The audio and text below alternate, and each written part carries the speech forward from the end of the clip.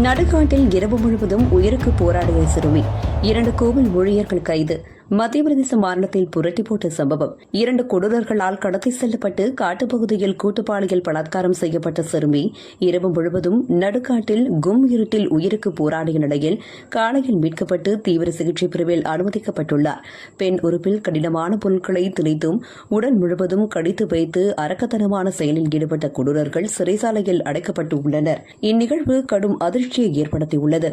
மத்திய பிரதேச மாநிலம் சாத்னா மாவட்டம் மைகர் நகரத்தில் மா சாரதா தேவி கோவில் உள்ளது.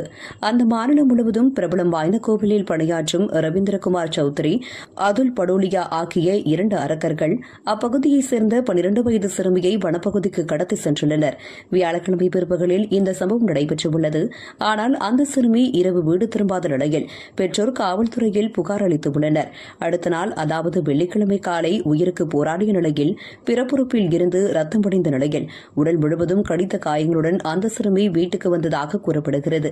இதனை பார்த்து அதிர்ந்து போன பெற்றோர் மருத்துவமனையில் அனுமதித்ததோடு என்ன நடந்தது என விசாரித்துள்ளனர். அப்போது அந்த சிறுமி நடந்த விவரங்களை கூறியுள்ளார். இதனையடுத்து காவல்துறையினர் அந்த குற்றவாளிகளை கைது செய்து போக்சோ உள்ளிட்ட சட்டப்பிரிவுகளின் கீழ் வழக்கு பதிவு செய்துள்ளனர். இதுகுறித்து தெரிவித்துள்ள மாவட்ட காவல் கண்காணிப்பாளர் அசுதோஷ் குப்தா, சிறுமியின் பிறப்புறுப்பில் இருந்து ரத்தம் வடிந்த நிலையிலும் உடல் முழுவதும் கடித்த காயங்கள் இருந்த நிலையில் மருத்துவமனையில் அனுமதிக்கப்பட்டதாக குறிப்பிட்டுள்ளார்.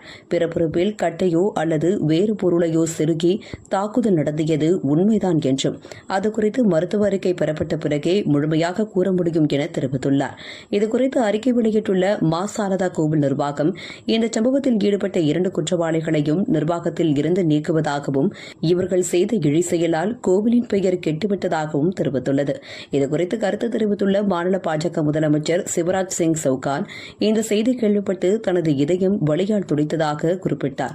குற்றவாளிகள் ஒருபோதும் தப்பிவிடக்கூடாது என காவல்துறைக்கு அறிவுரை வழங்கியுள்ளதாகவும் கூறியுள்ளார். இந்த சம்பவத்தை கடுமையாக கண்டித்துள்ள முன்னாள் காங்கிரஸ் முதலமைச்சர் கமல்நாத், இதுபோன்ற பல சம்பவங்கள் மத்திய பிரதேசத்தில் நடைபெற்று வருவதாக தெரிவித்தார்.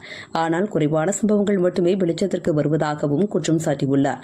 ஏற்கனவே பழங்குடியினர் ஒருவர் மீது சிறுநீர் கழித்த விவகாரம் மத்திய பிரதேசத்தில் பெரும் புயலை கிளப்பிய நிலையில் தற்போது இந்த விவகாரம் பெரும் சர்ச்சைகளை ஏற்படுத்தியுள்ளது.